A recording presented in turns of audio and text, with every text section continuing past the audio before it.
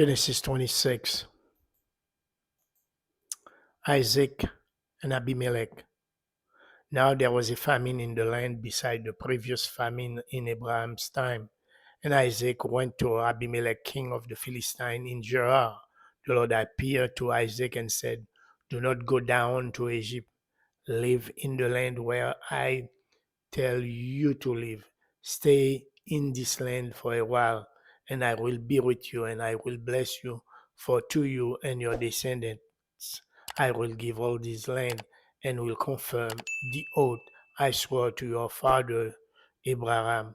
I will make your descendants as numerous as the stars in the sky, and will give them all these lands on and through your offspring all nations on earth will be blessed because of Abraham obeyed me and did everything I required of him, keeping my commandments, my commands, my decrees, and my instruction." So Isaac stayed in Gerar.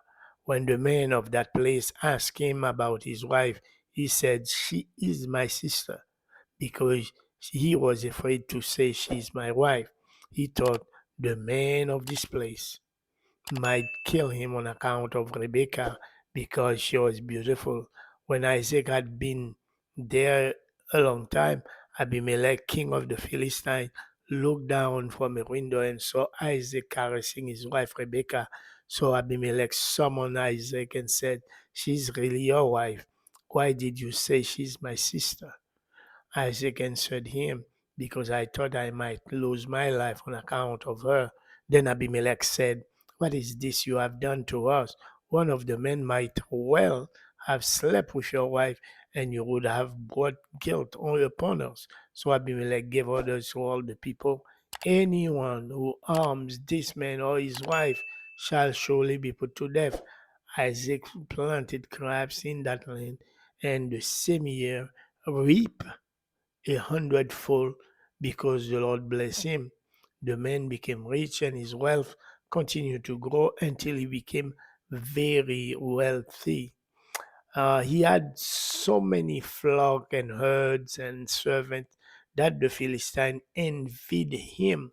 So all the wells that his father's servant had dug in the time of his father Abraham, the Philistines stopped up filling them with earth. Then Abimelech said to Isaac, "Move away from us. You have become too powerful for us." So Isaac moved away from there and encamped in the valley of Gerar, where he settled. Isaac reopened the wells that had been dug in the time of his father, which the Philistine had stopped up after Abraham died, and he gave them the same name his father had given them. Isaac's servant dug in the valley and discovered a well of fresh water there, but the herders of Gerar quarreled with those of Isaac and said, "The water is ours." So he named the well Esek because they dispute with him. Then they dug another well, but they quarrel over that one also. So he named this Sitna. He moved on from there and dug another well, and no one quarrel over it. He named it Rehoboth, saying, "Now the Lord has given us room, and we will flourish in the land." From there he went up to Beersheba. That night the Lord appeared to him and said, "I am the God of your father Abraham. Do not be afraid, for I am with you. I will bless you and will increase the number of your descendants for the sake of my servant Abraham." Isaac built an altar there and called the name of the Lord.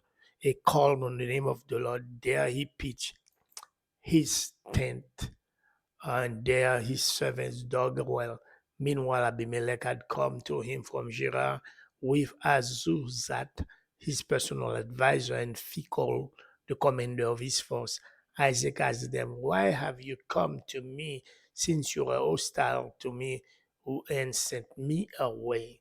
They answered, "We saw clearly that the Lord was with you.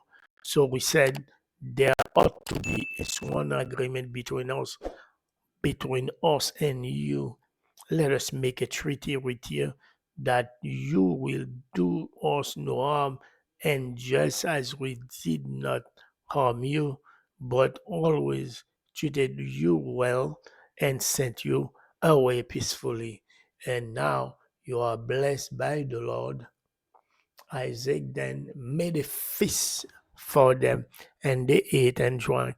Early the next morning, the men swore on oath to each other. Then Isaac sent them on their way, and they went away peacefully. Now that day, Isaac's servant came and told him about the well they had dug. They said, "We found water." He called it Sheba, and to this day, the name of the town has been Beer-sheba. Jacob takes Esau's blessing.